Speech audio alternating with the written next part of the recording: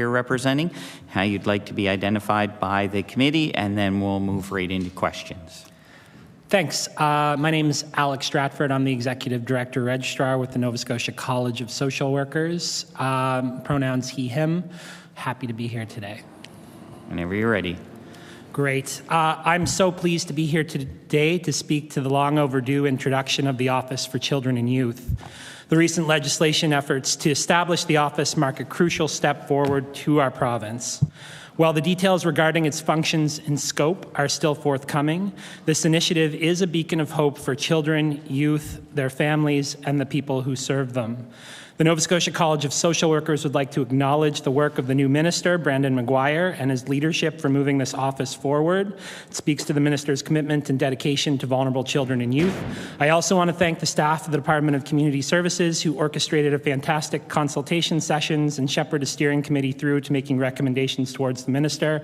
I also acknowledge Member Steve Craig, Member Lisa LaChance, who I've spoken to many times about the crucial need for this office, and I'm happy to see it in legislation today. We find ourselves at a crucial point in time. It's imperative that we protect our children and young people from the potential pitfalls and obstacles prevented by government inadequacy and inefficient systems. To achieve this, creating an independent entity committed to championing the well-being and rights of children and youth is vital. The urgency for creating this office cannot be overstated. Nova Scotia is one of the few remaining provinces in Canada to do so and to have such an office. Our children and youth are falling further behind, and our continued neglect of their needs will have dire consequences in our society.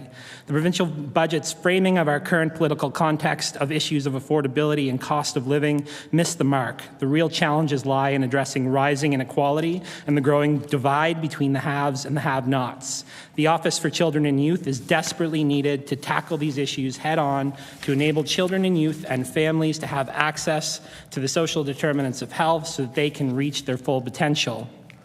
On the dire need, the NSCSW investigations, consultation, and research has found that systemic racism in our child welfare system disproportionately affects Black and Indigenous families, necessitating immediate action to end racism in the prevention of child welfare policy. For example, the amendments to the Children and Family Services Act in 2017 have deepened inequalities for marginalized communities, highlighting the need for legislative reform. Our current child welfare policies and practices are perceived as being overly punitive, prioritizing standardization, protection, and surveillance over support and empowerment. Additionally, funding shortages for family and child well-being, especially for historically disadvantaged communities, leave many without the necessary supports and services. Poverty and housing insecurity, as Vince Calder had just outlined, are root causes of many issues within the child welfare system.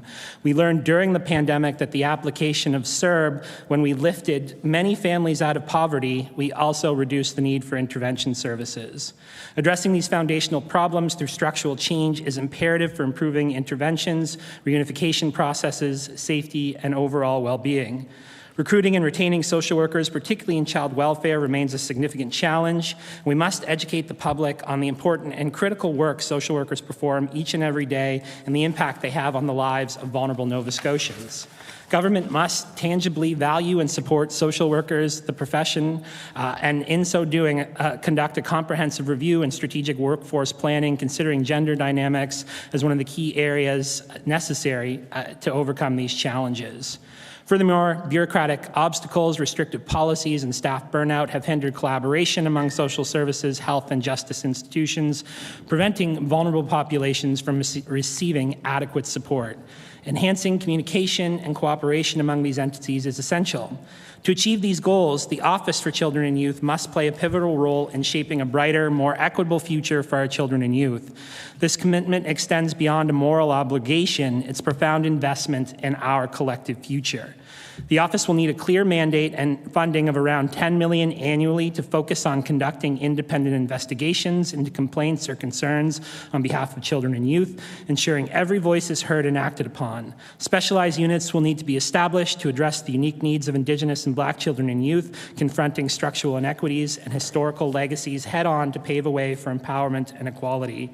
The office must have the authority to provide individual advocacy and public education, empowering children and youth youth with knowledge of their rights and available services, policy and system advocacy that will seek to influence legislation and government policies for the better must be employed as well, while research on issues affecting children and youth in Nova Scotia will aim to hold government accountable for implementing evidence-informed policies that will lead to greater outcomes for children and youth. Access to justice must also be prioritized, with advocacy efforts aimed at making justice accessible, efficient, and tailored to the needs of children and youth. Additionally, the office must conduct critical injury and death reviews to recommend improvements to programs, services, or broader public policy tragedies.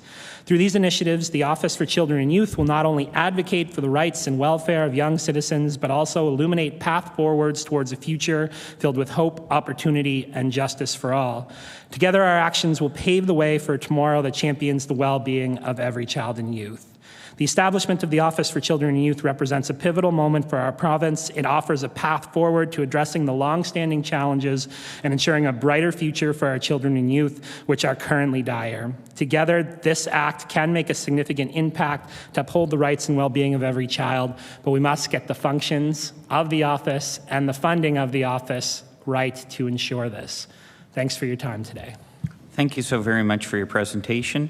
I'll now go to members of committee who may have questions, and I'll start by recognizing MLA Lachance, please. Hi, thanks for being here today. You talked about some of the things that the office needs or would need, and I'm wondering if you have suggestions for what needs to be contained in the legislation. Recognized speaker, please. Yeah, we recognize that the legislation gave a lot of powers to regulations to determine what the scope of the office ought to be. Ultimately, when we look at the history of advocacy offices in Canada, oftentimes we don't get it right the first time and we need to go back and fix it later.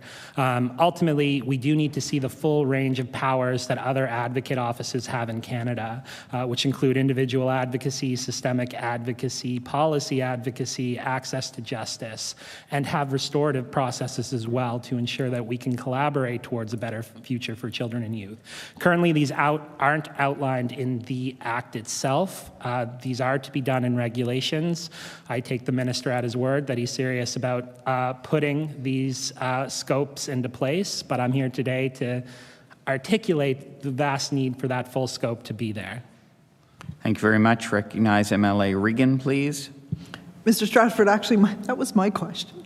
So is there anything else that you would like to see in this particular piece of legislation to ensure that children get the protection and the consideration, as we heard earlier, during policy discussions, the way that we do in theory when we take a gender lens to things?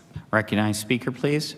Yeah, so what we've been advocating for is Prince Edward Island has the most up-to-date and the last Child and Youth Advocate Office legislation that was put forward in Canada. It's the most modern at this point in time and has the provisions that would be required to deliver the full mandate of this office. Again, that's what we've always looked to and always said, you not look much farther than there. That has the tools that we need. What's really going to be key here moving forward, of course, is staffing and funding, which we don't have a clear picture of yet at this point in time. Ultimately, you will need a commissioner with competencies to understand gender, race dynamics within the provision of services to children and youth, as well as a full budget to implement all of that. You know, we look at Manitoba's advocate office as a model for that, currently operating at around $7 million. Now, we recommend $10 million because former Minister Carla McFarland had indicated that she wanted the office to go above and beyond what most advocate offices are doing. So that's in funding. So that's what we'd look to next. Certainly, again, we know that this was introduced as a way to move it forward. I did media in the fall saying there was urgency to this, so I can't really criticize the fact that this is moving with urgency at this point in time, but we do need to absolutely see the full scope of an advocate office in legislation sooner rather than later. Thank you.